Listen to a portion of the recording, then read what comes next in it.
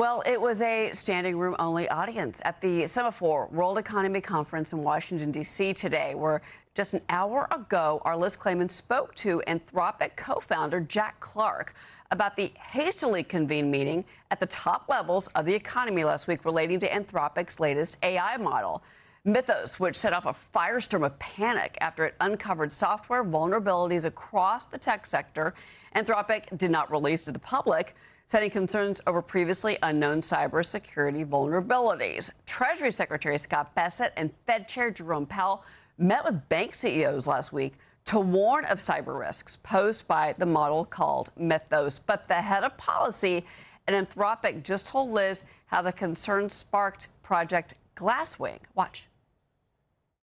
The moment it came off the line, we started running the tests that we've been developing for the past few months. It blew every single benchmark we had out of the water. And when we turned it on external software, like the Firefox web browser, Windows, other things, we found vulnerabilities that seemed new. And that's when we realized we had to do something a little different. So this meeting happened because rather than just instantly release this to everyone, like we've done with our previous models, we've created a project called Glasswing, where we're releasing it to a subset of some of the world's most important companies and organizations so they can use this to find vulnerabilities. Clark also said get ready for open weight models from China to have capabilities like Mythos. Cybersecurity firm Netskope, one platform that incorporates AI models to help companies protect customers from hackers and keep sensitive data secure. I want to bring in Netskope CEO Sanjay Beri in a Fox Business exclusive. Sanjay, you heard from him that comment about Glasswing and also about just the power of Mythos and what they saw in their testing. They didn't release to the public, as you know. But Project Glasswing, I want to ask you about this because Microsoft, Amazon, Google, Apple, Cisco, NVIDIA, they are all on board with this. Bank CEOs were briefed in Washington, a hastily convened meeting here. What is your opinion of this? Well, first of all, it's a massive model, and it's like a detective. It can find new vulnerabilities and stitch them together, and that's a great thing for folks. It's also a great tool for attackers if they get their hands on it, and that's why it's being kept private for now. I mean, Linux, they found vulnerabilities in Linux, 27-year-old, 30-year-old vulnerabilities in some of these programs, which I found obviously concerning. What do you make about the fact that he said that China is right there in their development stages?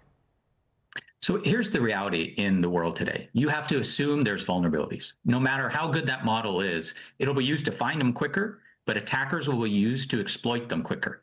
And they'll use other models to do it too, because there'll be many models that be able to find vulnerabilities very quickly. This is just the one of many that will come.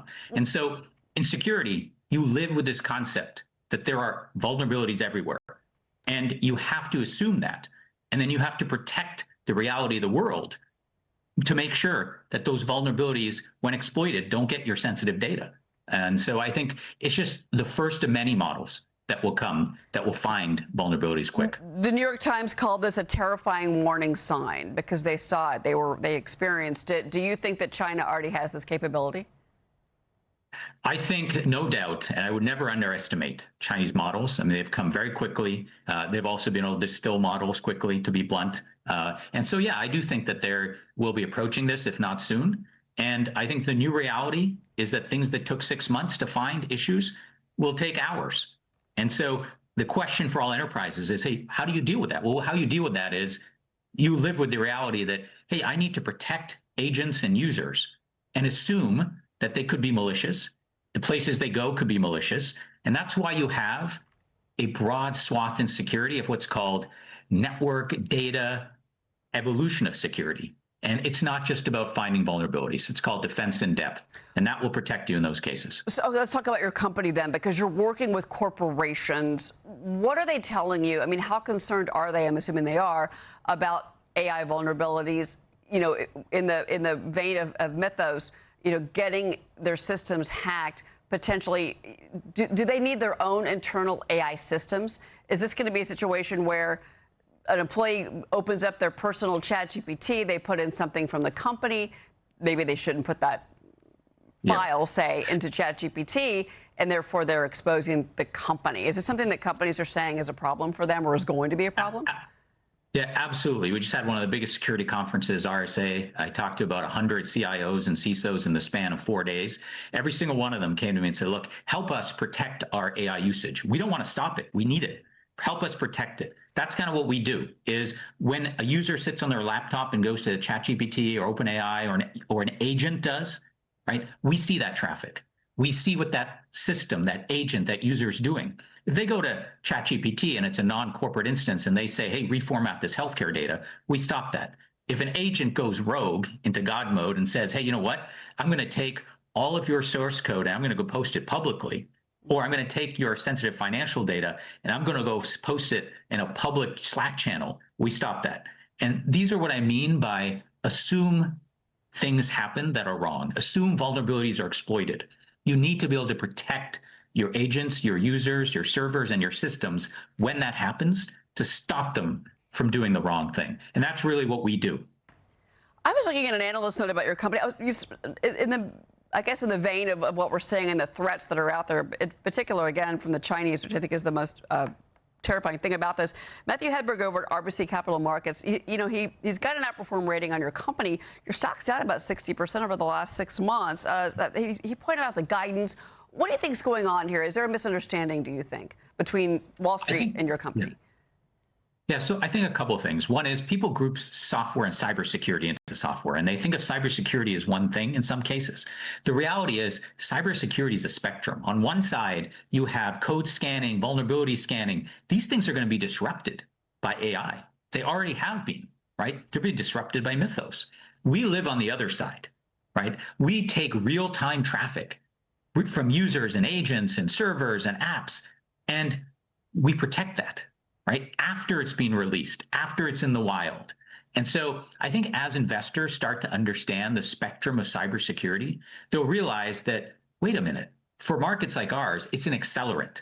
More AI means more agents, more untrusted systems. 90% of AI is shadow or business unit led. And so how do I protect that? In addition to all the cloud and websites and social media. And so for us, AI is an accelerant. Whereas for some parts of security, the left side, right? It's a big disruption. And I think it'll take time for people to see that, to understand it. They're no doubt distracted by what's happening in the world. And so for us, our philosophy is, look, I'll be here in 10 years driving Netskope to be one of the most impactful, legendary network cybersecurity companies. We don't think about that. We think about impact to our customers. We go long, and we think the market will eventually catch up to that. Yeah, well, and again, pointing out the cybersecurity sector got hit. I understand that you're maybe feeling that you were, lumped into that. You do have competition, though. I mean, Broadcom's one of your biggest competitors. Final word. Yeah, I would say this. There's a set of legacy vendors, and to be blunt, I'd put Broadcom in there, right? If you're a person who uses Broadcom security functionality right now, you're probably thinking about, how do I replace it in the next few years? And so the reality is we're kind of on the right side of history. We were built for the cloud and AI world. Our functionality, the way we protect data, the network we run, which is one of the largest processors of AI and cloud traffic in the world. And so in the reality, I think for us, our competition is actually just making sure that enterprises around the world know who we are. It's one of the reasons we went public, to drive awareness.